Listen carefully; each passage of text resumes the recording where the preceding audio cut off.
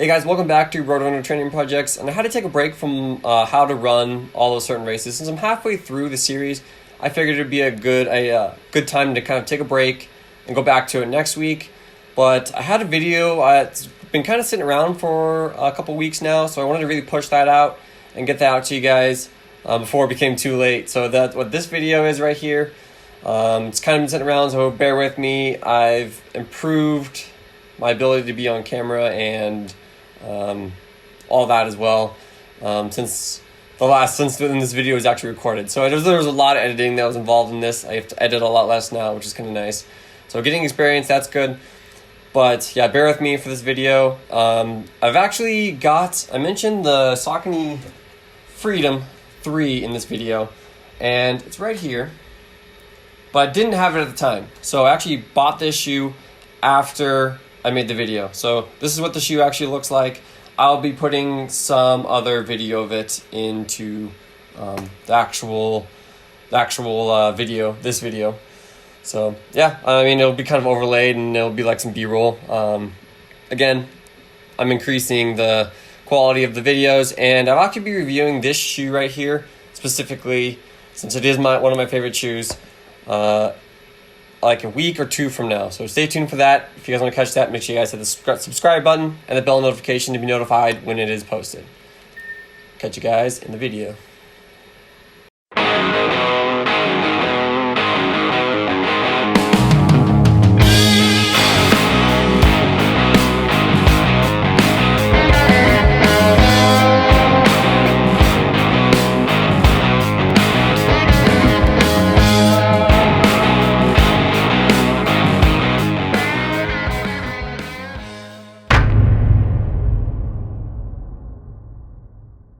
Alright, one more thing, just one more. So if you guys actually want to find these shoes, I'll have some links in the description below. They're Amazon links. I might have mentioned in the video that you can go to Saucony's website.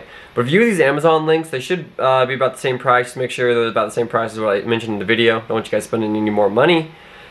But these links actually will help me out a ton, because I do get a little bit of kickback from them at no extra cost to you guys. So really appreciate it if you guys use the links in the description to get these shoes if you're going to buy any of them. But yeah, thanks guys. Again, catch you later. Catch you in the video. Hello everybody, welcome back to Roadrunner Training Projects. It is a really nice day outside. I'm about to go on my run, but before that, I'm going to be going over the best Saucony shoes. Alright, so today I'm going to pick a shoe in each of the 5 main categories of running shoes. And I'm kind of go over the specs of the shoe, what I've noticed by fitting people in the shoe, what I've noticed by running in the shoe, and so on. So these 5 categories include things like neutral shoes, stability shoes, linear elastic shoes, motion control shoes, and of course, trail shoes. So make sure you always get fitted for shoes. Very important. Alright, let's get started. Alright, before we get too far in, I'm going to go over the Saucony shoes that I have extensively run in. I have run in all of them in our running store, tried them all out a little bit. So I do have an idea how it kind of feels, how it fits. I've fit people for plenty of these shoes. So let's dive right into my first shoe, and that's going to be actually the Saucony Freedom. So this is actually the first edition of the Saucony Freedom. I haven't had one since. They're on the 3rd version now. So this guy right here was an awesome shoe. A lot of improvements could have been made to the shoe, which I feel like they did make actually with the 3rd model. And even the 2nd model as well. So really like this shoe. I just haven't really had the money to buy another one yet. So I have a lot of shoes, going through a lot of shoes as well. But let's kind of move on to its very similar stability version, which is not a high stability shoe. It's a pretty light stability shoe called the Liberty. So this is the Liberty ISO. That was the Freedom ISO. Essentially you get that little support piece right there. Very similar shoes. Besides that, I've hardly noticed a difference. This one just has a little bit stiffer ride with that extra support, medial support right here. Another great shoe. I'm actually still kind of using this shoe, probably past its prime, but I'll go over. These shoes are pretty durable. And then it's trail cousin. So essentially those have all been their higher end road shoes. This is kind of, I would say, their higher end but low kind of stack height shoe. So trail shoe. sick BOA lacing system right here. Awesome traction. This is one of my favorites for sure. Actually, all these are some of my favorites. I really like Saucony shoes, especially their higher end stuff. But let's dive right in and talk about that first shoe I showed you guys. So now they are on the Saucony Freedom 3, and they've dropped the price down. So when I had that shoe, it was $160. Now, when I check Saucony's site, it's at $150, which is awesome. I mean, it's good to see shoe brands maybe dropping their prices just a tad. I feel like they're getting a little bit pricey, but some shoes still obviously in that $160, even above now. So, Saucony Freedom, awesome choice. I think it's a super durable shoe. But let's dive into the specs. All right, so we're gonna go over the first shoe, which is gonna be the third version of this shoe right here. This guy's the first one. It's going to be the Saucony Freedom 3. So this is the Saucony ISO, or Freedom ISO, which was the first edition, and the second one, which was the Freedom ISO 2. And now they're on the 3. They took out the ISO, and I'll explain that a little bit more as we kind of dive into the shoe. So essentially, they've lowered the shoe down from the 1 and the 2. Used to be a $160 shoe.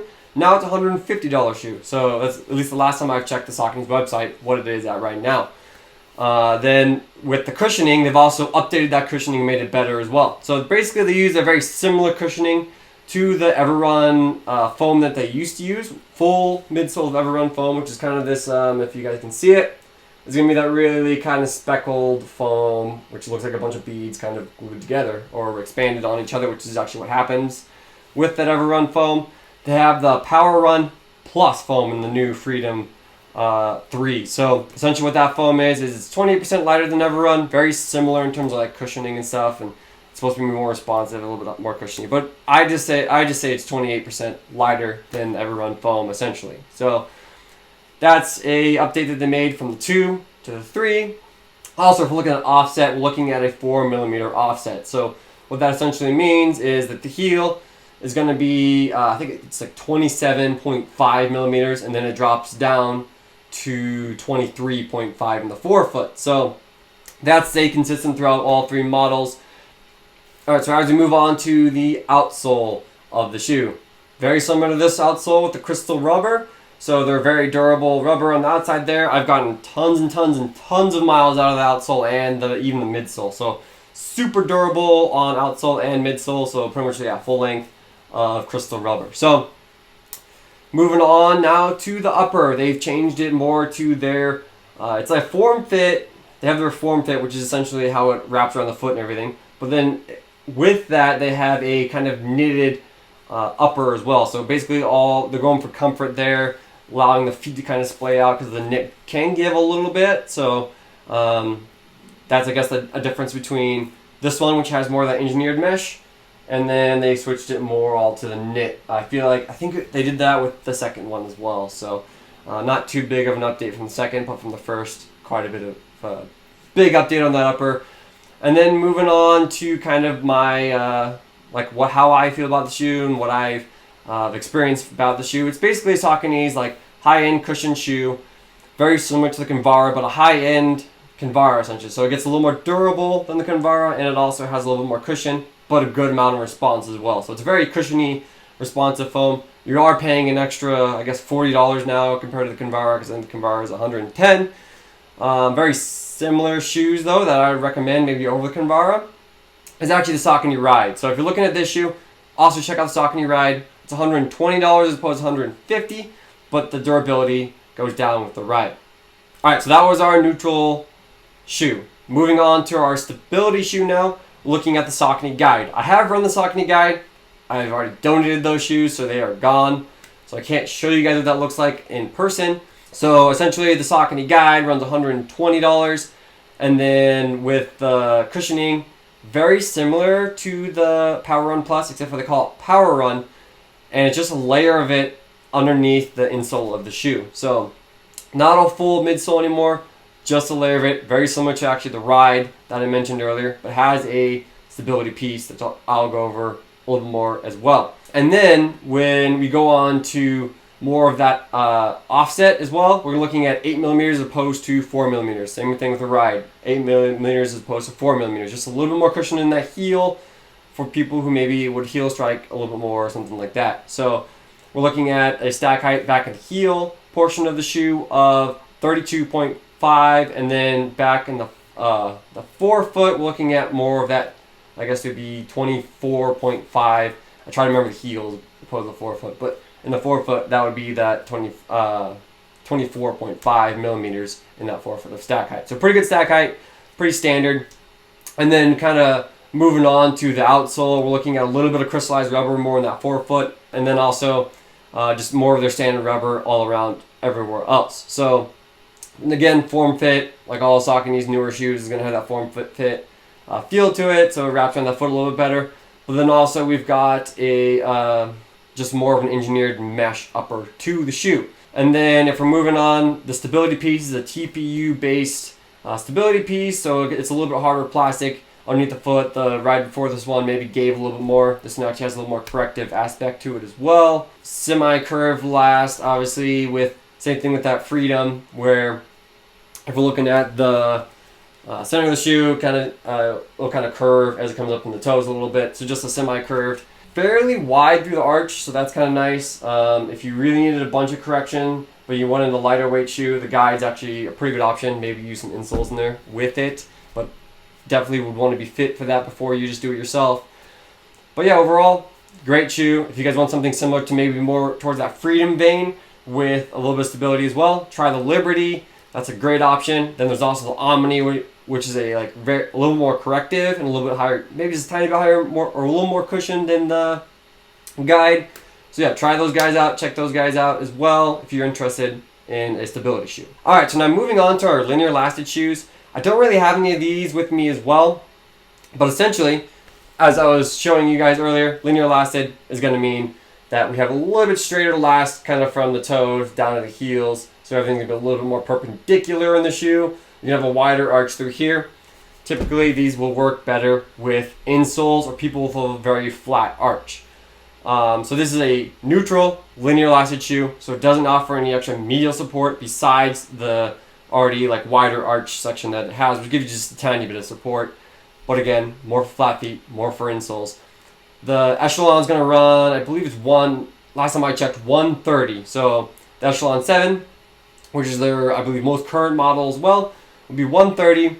And then as we're looking at cushioning, we're looking at a layer of that Everrun foam in the shoe. So just like that it's their older, more premium foam, they only put a layer of it in there, and then the rest is going to be that EVA kind of standard shoe foam that you're going to find in a lot of shoes underneath.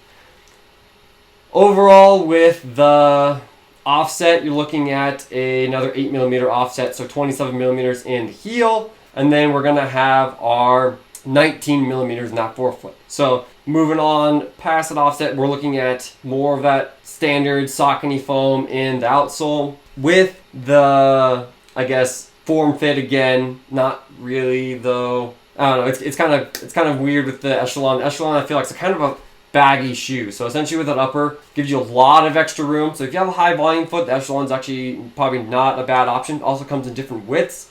The normal width though runs more like that wider width. Great for insoles though with that really wide base. So if they need a lot of room for the insole as well, might be a good option. I feel like heel though, the heel counter in the upper is not the best, and you actually slip in and out of it quite a bit. So not the most recommended linear lasted shoe in my opinion.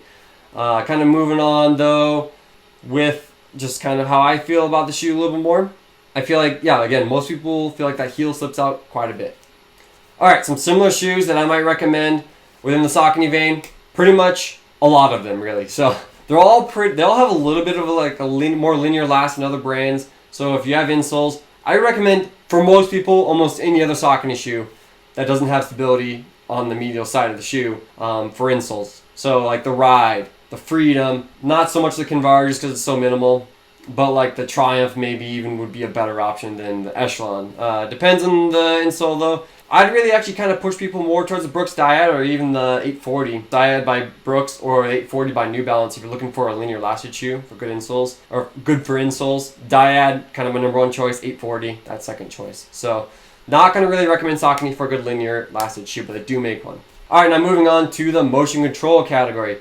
So essentially, the motion control category, we have the Redeemer. So the Redeemer is essentially just a linear elastic shoe with medial support. So when we're looking at it, it's like that linear elastic neutral shoe that we have, but now it has an extra piece of support right here, like a denser foam or something like that. So when we're looking at that, it's just the most corrective shoe that you can have. But if you don't need that correction, I do not recommend it. Nor for people with like flatter arches who also overpronate quite a bit inwards. Looking at price, we're looking at about like 90 to 100 bucks right now, I think, on sale on Saucony's website for the Redeemer 2, ISO 2. Older technologies.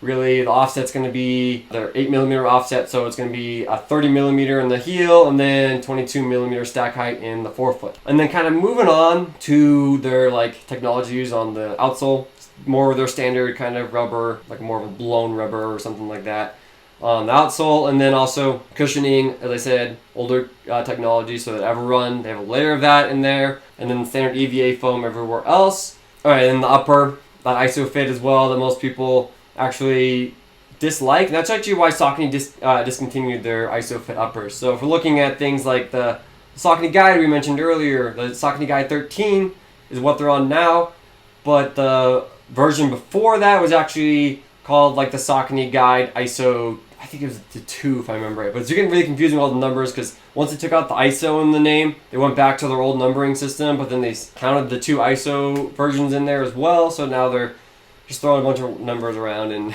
it's getting quite confusing. But overall, the upper just has that ISO fit, a little bit more roomy, kind of like the Echelon, but not quite as roomy.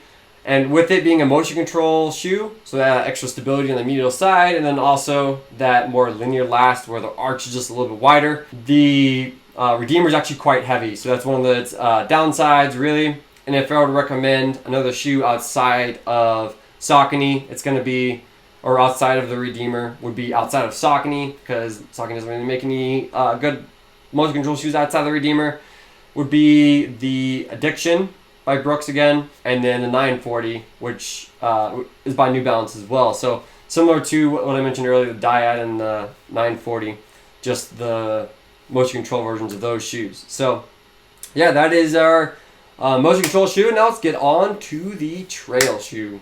All right, so for the trail shoe, I had a really hard time picking which one I felt was best. I was a little bit biased because I really like the Switchback right here, which is a shoe I've used quite a bit. I like that boa lacing and all that, and then it's very similar to the Freedom, which is one of my favorite shoes as well.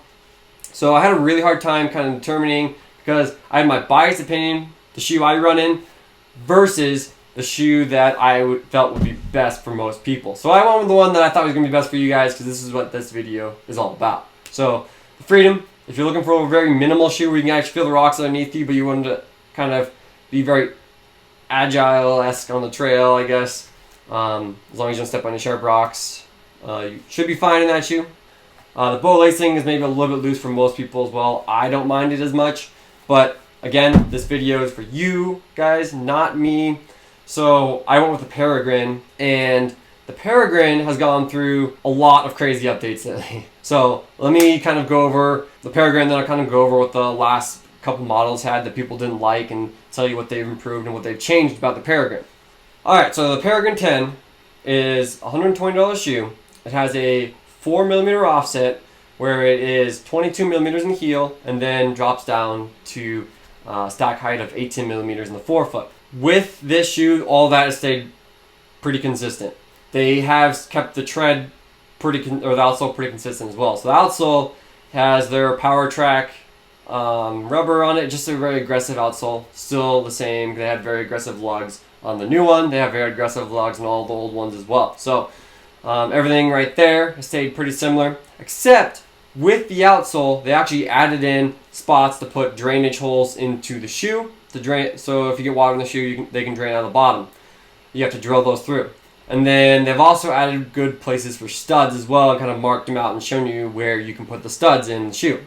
So that is a plus towards the new model as opposed to the one before, which is the 9 or the ISO, whatever they called it. So essentially, with the upper, also I feel like fairly similar, except for now they actually make a wide version of the Peregrine as well. So The most recent peregrines have had the issue of being too narrow for most people. So now, I don't remember if they had, in the last previous models, if they had wider versions, but they definitely do make a wider version now. It's become more popularized amongst running stores and everything as well, so I feel more people are carrying it. And then if we're moving on kind of to the heel and everything, I haven't fit too many people in the shoe yet just because it's kind of new and it's like right before the whole COVID-19 thing went down that it came out.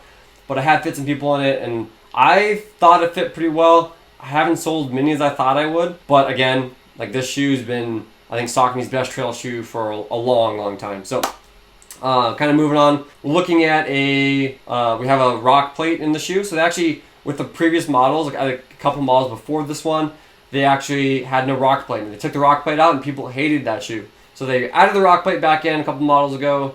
I think it was like the 8 or the 9 that they added the rock plate back in. Took out that ISOFIT again with those previous models as well. So now it's just that it's a little bit more snug fit. They're form fit as well. It uses the new Power Run foam, which I forgot to mention, which is going to be just a layer of it in the shoe again. Not one of their, well, any of their $120 shoes, they just normally stick a layer of their more premium foam in there and not a whole midsole. So if we look at, like, for example, that switchback I mentioned earlier, right here, $140 because it uses a whole midsole of ever run. But the durability, I feel like, is actually worse than the Peregrine, just because that outsole right here gets pretty torn up pretty quickly. But I really like the shoe just overall, in terms of, like, it's a very lightweight trail shoe. That's kind of my style of trail shoes as well. So if you're looking for a more lightweight version, I will push you guys more that direction. Alright guys, that sums up my best shoes in the 5 categories by Saucony. So I hope you guys really enjoyed the video. I hope you guys got value out of this video. If you guys really like it, just give a thumbs up below and subscribe to the channel below. Make sure you hit the bell icon right next to that if you guys want to get notified when I'm putting out new content. I try to definitely post a kind of a vlog post every Monday to give you guys an overview of my week, give you guys some quick tips there. I'm also going to be posting how to run certain races and doing a series on that coming up. Those are going to be more of my, I guess, Thursday posts. And then my Saturday posts will be kind of more probably like this, where I'm going to be doing some more shoe reviews and kind of give you guys some top, like, 5 options for certain, like, training gear and whatnot. So yeah, subscribe to the channel if you guys enjoyed it. Thanks for tuning in. I hope you guys enjoyed, and go check out some of those Saucony shoes.